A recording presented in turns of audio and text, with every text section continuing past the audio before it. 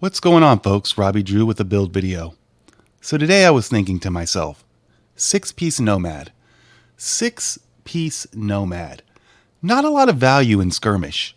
That 60% defense buff, it's kind of cool, but you might get an extra kill in Skirmish, but that's about it. So my gears started turning. So today I'm going to bring you a build video I call the Rikers Nomad. So here's the Nomad, and I know what you're saying at first. You know, this is going to be a gimmicky kind of build, a 1 kill, 5 death kind of build, but it's not that kind of movie, folks. So let's go into why this build does so great. So I'm never going to ever again go and tell you to roll firearms or stamina on the build. Bottom line, especially when it comes to exotics, you might not have it, so the end game is this.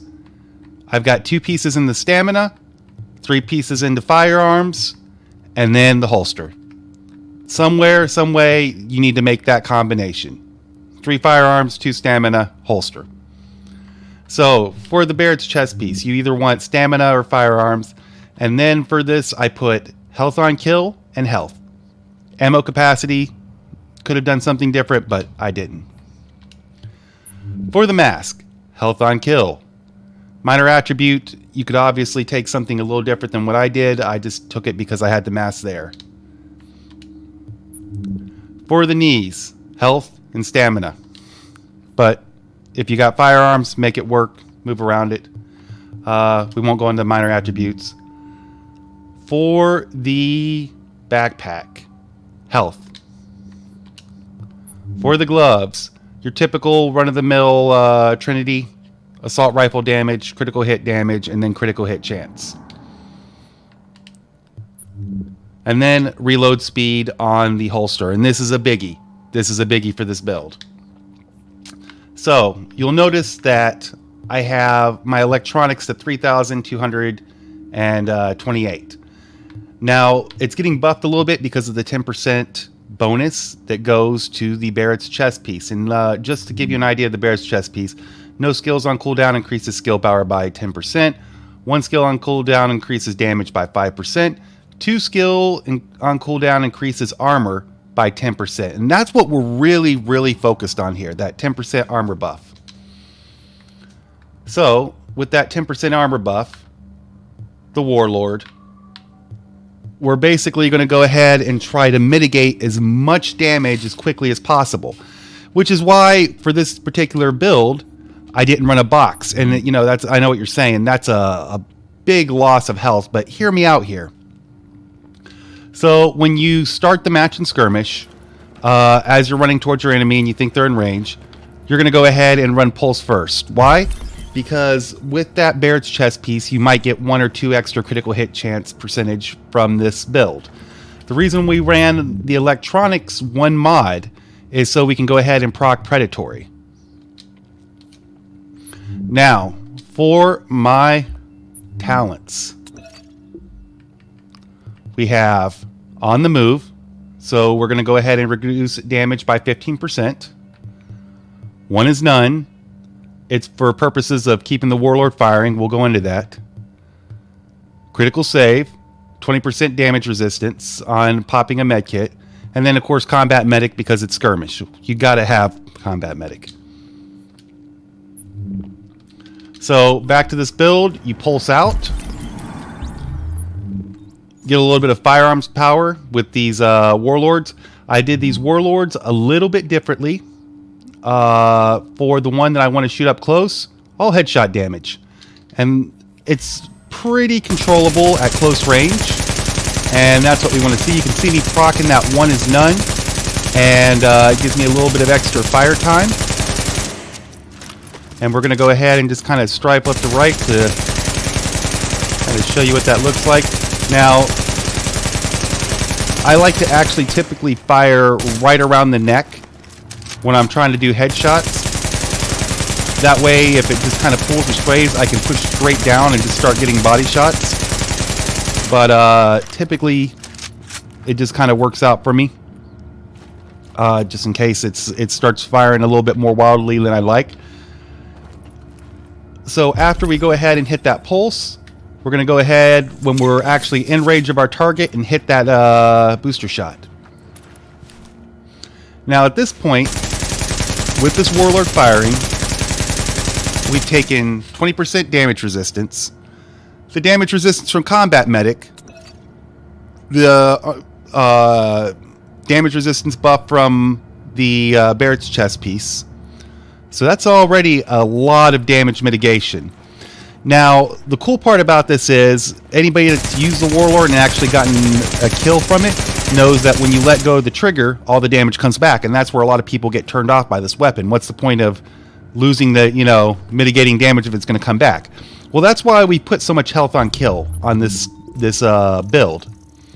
And I know it's here. Let me go ahead and flip through health on kill. 41% with this Nomad. So with all this extra health on kill buff, all we really got to do is, as soon as we stop shooting, if they're down, go ahead and give them a quick slap. If they don't, and we're at low health, we're going to go ahead and pop a med kit. And what that's going to do is give us that critical save.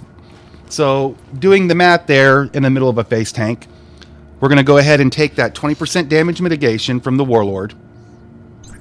We're going to throw in the Barrett's chest piece. So 10% armor resistance, right? So we're up to about 30% resistance now. Then we'll go ahead and slap on one is none, or excuse me, the critical save. So we're up to about 50%. Then if we kill them, we knock them down and kill them, we're going to take health back and put on the move, which is about 65% damage resistance. And we haven't even gotten to the booster shot yet. So you can kind of see where the idea of this build is.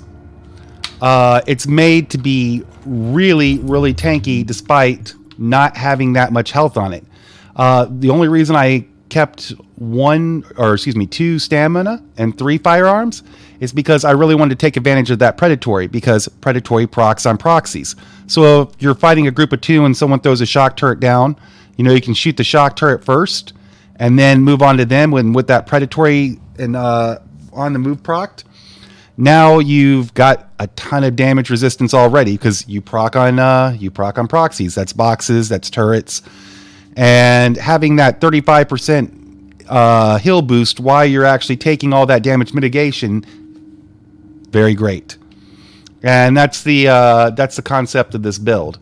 So I've talked a little bit about it. Let me show some gameplay footage. I've had some better footage, but to me, this just kind of worked out well. So we're going to go ahead and take a look at this guy right here. He's going to start shooting, and he's going to realize that he's not doing any damage. He's going to throw the first grenade he has, which is sadly was a shock grenade. I wish it was an actual frag grenade because I could show you how much damage mitigation this thing is doing. And we're going to get to really see the damage mitigation in this video because I wanted to actually show a video of this Lone Star just like point blank shooting me and show you where it's at. So we're moving around the side here, and I'm a fan of the Warlord as far as AKs go. A lot of people don't like them for console. It's not as hard to control as a PC. It just, from what I've heard, it just jumps a lot more. And with that bit of damage mitigation, it's just nothing. He tried to sink me there, and he didn't even get past my overheal.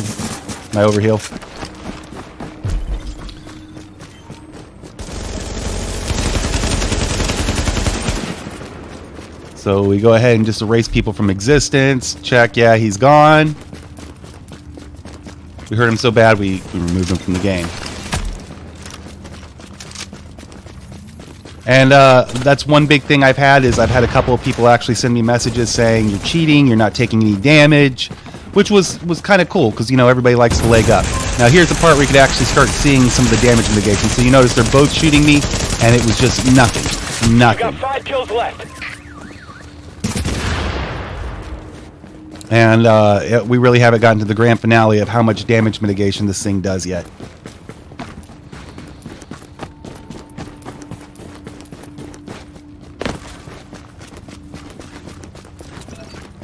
So we're coming around the corner here. You got this.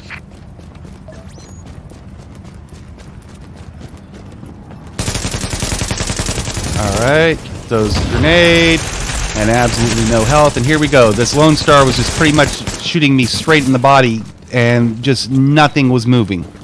Nothing moved. And that Predatory just keeps proccing, which is great, because if you want to be a really aggressive player, this build is great for you. A lot of health on kill, everybody you knock down, and then everybody you knock down, you're taking that on the move, and Predatory boost, and then all the health on kill is just phenomenal.